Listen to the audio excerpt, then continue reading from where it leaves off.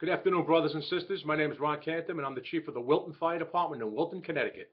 Wilton, Connecticut is in Fairfield County. It's the lower west corner of the state, and we border New York State. In fact, I live over in New York, and some of my mutual aid companies come out of Westchester County, New York. This year at FDIC, this will be my 27th year attending FDIC, and I've been teaching most of those years. We're going to do something called safety leadership, and it's a great class for the new officer or the seasoned officer or the safety officer on the fire ground or the health and safety officer, because we'll talk about concepts and frame of mind and advocacy. That's the big one. You have to become an advocate for safety.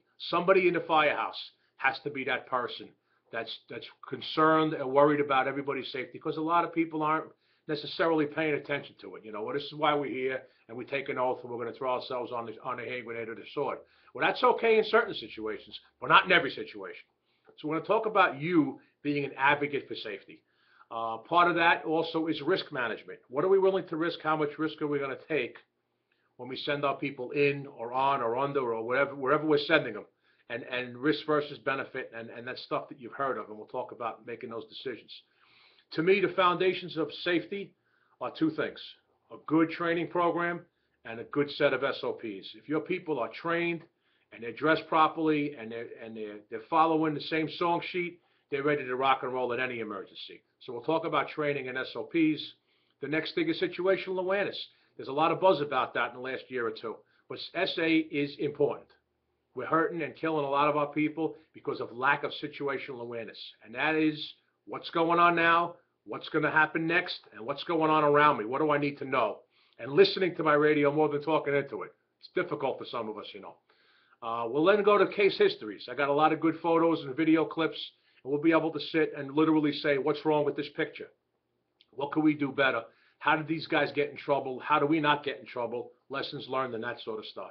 And consequences. And I think most of us watching this little video clip or even sitting through my class will understand and know what the consequences are when things go wrong.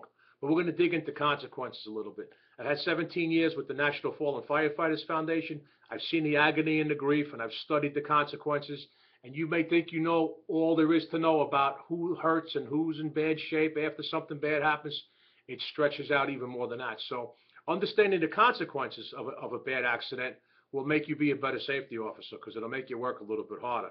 And then at the end of the class, I'll give you resources. I'll give you a whole toolbox to take home so you can get, if you haven't already started, you can get started with your safety program. So join me on Tuesday afternoon of FDIC Week 2016 in Indianapolis. Don't forget, Indianapolis is our family reunion. I go to Indy to teach, to go to classes, to walk the show, and to see people I don't see until the next year comes around. So we hope to see you at Indy 2016. Come to FDIC. If you're thinking about it, save $20 a week, put it in a can, do something. But you got to get to FDIC, because when you go one time, you'll be back. Until then, be safe, brothers and sisters, and I'll see you on Tuesday that week. Bye-bye.